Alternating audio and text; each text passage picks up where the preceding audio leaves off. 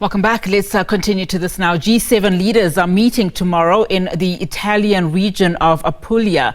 The two-day summit will look at a range of the most pressing global issues, including the Ukraine-Russia war. South Africa is one of the African countries invited to attend the meeting as industrialized nations try to reach out. But President Cyril Ramaphosa will not be participating in the summit due to the local issues that need his attention. Dr. Chidochashe Nyere from the Institute for Pan-African Thought and Conversation at the University of Johannesburg joins us for a preview of the G7 summit. Dr. Nyere, thank you so much for your time. So this two-day summit comes off the back of many global issues, like we mentioned in our intro, including the ongoing war in Ukraine, Russia, the crisis in the Middle East, the Chinese question. This year also marks a number of crucial elections. What can we expect then to be of topmost priority in these talks? Good afternoon, Onati, and good afternoon to the viewers.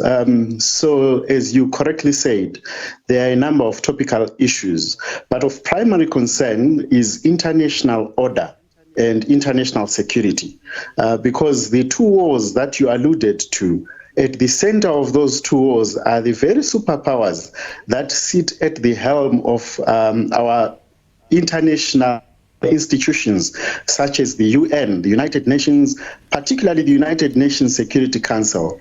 So, for instance, if you look at the war between Russia and Ukraine, efforts to hold that war have been frustrated primarily by Russia because it sits in the United Nations Security Council, right?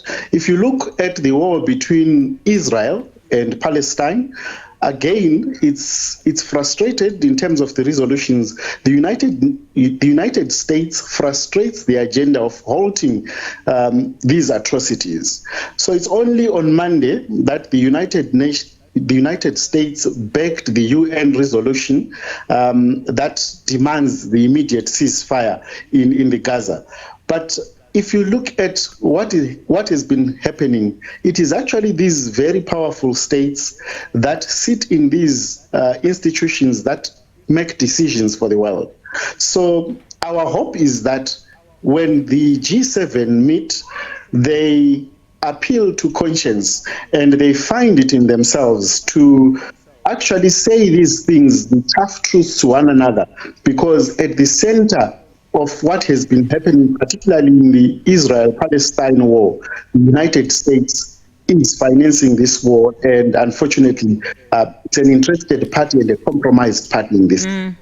I just want to go back and reference the G7 countries, the United States, Britain, Canada, France, Germany, Italy, and Japan. You raise an important point in terms of, international law of order. Many questions, of course, being asked around, is a rules-based international order truly possible?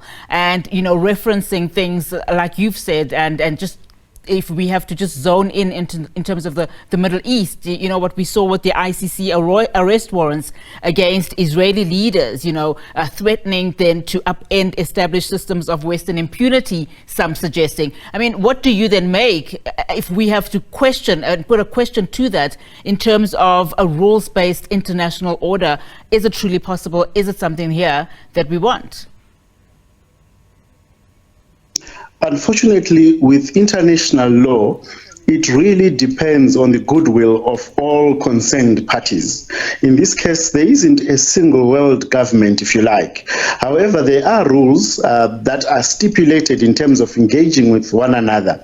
Now, these rules are also dependent on the goodwill of the states concerned. We need international law to come in and make recommendations so that we have some sort of appeal if we have issues. Now, if you look at the International Court of Justice, it makes recommendations, but those recommendations are really the law. Those are actually supposed to be implemented by the offending countries. Now, the Western bloc of states tend to be very problematic because unless a ruling is in favor of themselves, they do not implement it.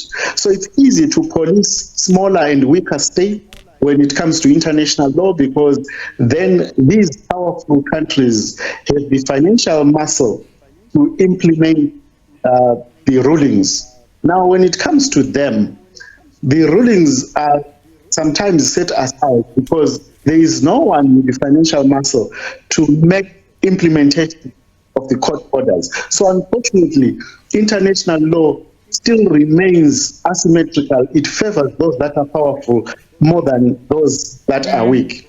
But then again, you realize that Dr. Nyere, I want to just squeeze this last point in because your signal is quite bad, but I want to just see if I can get this last question through to you. South Africa's president, of course, Cyril Ramaphosa, won't be in attendance, at the G7 summit. He was invited, of course. He's not going to be attending given, a number of domestic issues, needing his attention after the 29th May elections. How will this absence be viewed by the G7 countries, which include the US, as we've said, just given the concern around the outcome of the coalition talks? His absence, unfortunately, is immaterial. And I say this because if you look at the G7, their agenda, the first item on their agenda is to discuss Africa and Africa's development. Yeah. Now, to invite a head of state of one or two African states really is inconsequential. What the G7 could have done was to invite the African Union or the president of the African Union and some key players in terms of the African economy, Nigeria, South Africa, for instance. But unless you invite the whole bloc and you are speaking about African development, it's really immaterial whether one country attends or not, unfortunately. That is rather unfortunate. But Dr. Nyere, let's leave it there for now. Thank you so much for your time, Dr. Chidochashe Nyere from the Institute of Pan-African Thought and Conversation. Of course, just giving us a preview there ahead of that G7 summit tomorrow.